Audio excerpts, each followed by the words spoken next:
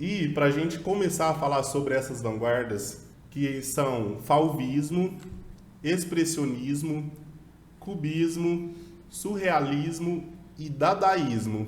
Então são esses 5 movimentos que a gente vai conversar aqui um pouco sobre, para a gente entender principalmente as suas características, que determina as características mesmo de cada uma dessas vanguardas, né? E para a gente começar, a gente vai falar do fauvismo. E será o primeiro desafio que a gente vai colocar para a Gabriela fazer, será uma obra de arte nesse estilo fauvista, que se caracterizava principalmente em temáticas leves, sem pretensão de querer confrontar a sociedade, sem pretensão de querer fazer questionar muitos políticos, críticas sociais. O fauvismo, ao contrário da maioria dos outros movimentos artísticos, eles não têm apego a essas questões ideológicas, não. Eles partem muito mais pelo lado de que o próprio nome fauvismo diz. Esse fauvismo vem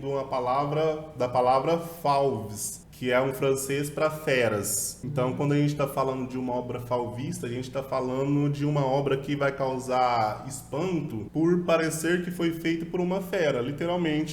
Por uma fera selvagem. É como se você desse material na mão de uma fera selvagem e o resultado do que ela conseguir extrair desses materiais que você deu para ela seria uma obra fauvista. Por exemplo, eles não têm apego à questão da cor, por exemplo. Então, eles têm a questão da irrealidade na questão das cores. Então, você não vai ter preocupação em pintar os elementos das cores que eles são. Por exemplo, se você estivesse fazendo uma pintura de outro estilo, se você fosse pintar um céu, geralmente você ia querer pintar de azul, né? E no caso do fauvismo, a gente vai desapegar dessas questões de realidade na questão das cores. Então, você pode pintar o céu de vermelho, a grama de rosa, enfim. Tem que ser algo meio rústico, meio bruto, algo que remeta a uma fera selvagem.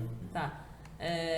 Isso você tá falando com relação aos traços, né? Então que eu não preciso me apegar à perfeição humana e tudo mais. Sim. E com relação a proporções também não preciso me ater à realidade ou aí já preciso? Não precisa. Tá. E pode ser pessoa, paisagem, bicho, qualquer coisa que eu quiser? Sim. Tá. Então, eu vou fazer um inseto que eu gosto bastante. Pra quem não sabe, eu trabalhei, né? Trabalho ainda, de certa forma, durante minha pós-graduação com insetos. Sou apaixonada, muito apaixonada por insetos, então eu vou escolher fazer uma borboleta fauvista. Pode ser? Uma borboleta fauvista? Pode ser. Tá. Então vamos lá, vou tentar. Ops. Vou começar fazendo um fundo. Só cor viva eles usavam? Sim. Não posso meter um preto não, né? Bom, sobre não poder, é uma coisa que meio que não existe na arte, né? Tá. Mas se você estiver querendo fazer algo que vai remeter logo de cara a algo fauvista, foque nas cores mais vivas. Isso aqui é uma cor viva? Sim.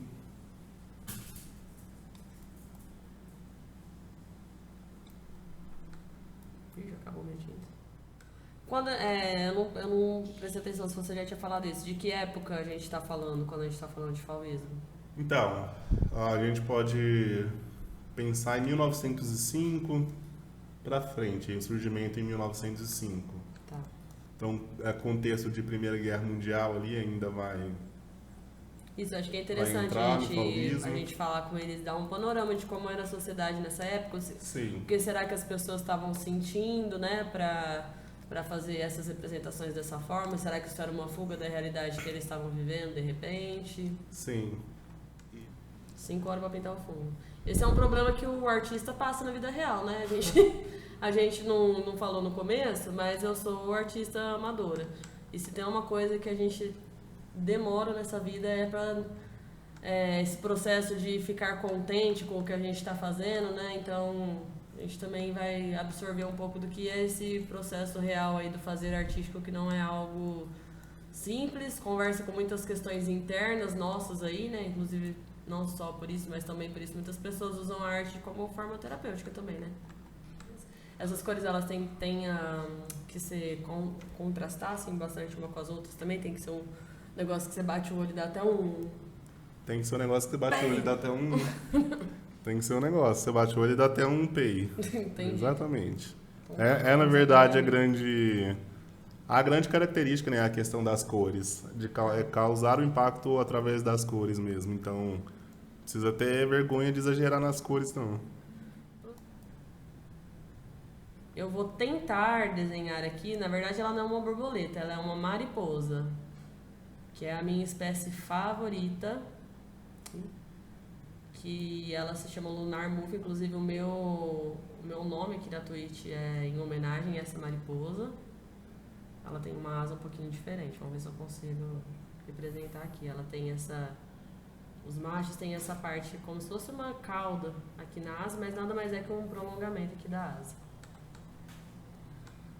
E são umas cores bem bonitas que eu gosto bastante também, azul com verde, com rosa. Tô no caminho, né? Tá no caminho. Tentar fazer uns ornamentos aqui na asa.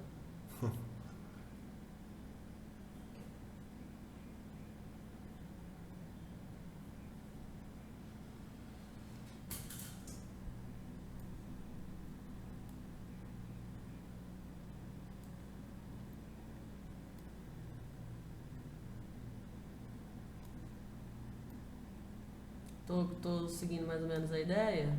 Tá seguindo. Eu teria feito com outro pincel, mas tá seguindo. Eu falo porque pressupõe que esse pincel seja algo para algo mais detalhado, né? Um tracinho mais fino.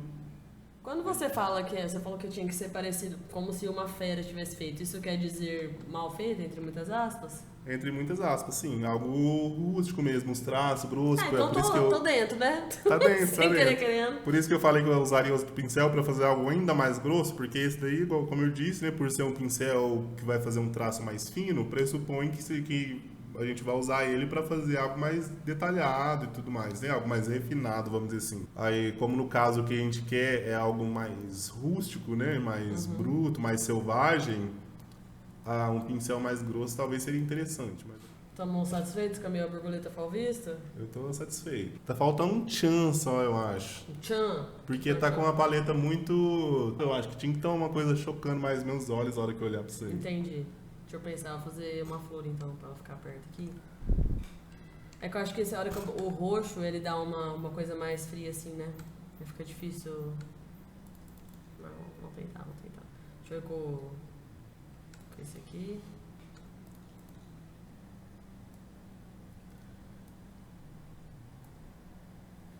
Quero água.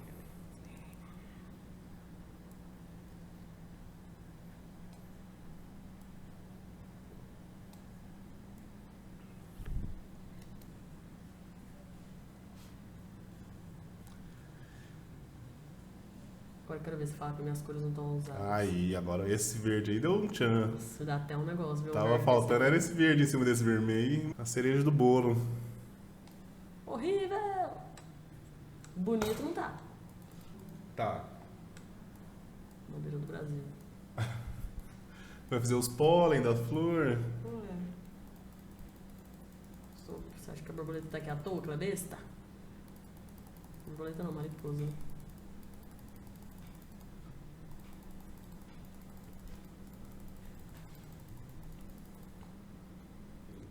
Pronto. E aí, tá pronto sua borboleta palpista? Nossa, essa flor dá até uma ofuscada na coitada da borboleta, né? Da borboleta. Mas era isso que tava faltando. Ó, o Vinícius deu uma contribuição aqui interessante. É um período pré-guerra mundial, então a sociedade ainda estava vivenciando a Belle Époque. Resumindo, uma época de progresso científico-tecnológico. Sim, sim. Vários avanços. Exatamente. Pré-Primeira Guerra Mundial, né? Pós-Revolução Industrial, então, consequentemente, como você disse aí, de muitos avanços, né? Científico-tecnológico. E o ponto de partida, inclusive, que eu peguei tem a ver com isso, que era a invenção da câmera fotográfica, né? Então, posso enviar a gente essa pode foto? enviar. Pode dar como Vou finalizado e enviar. Finalizei.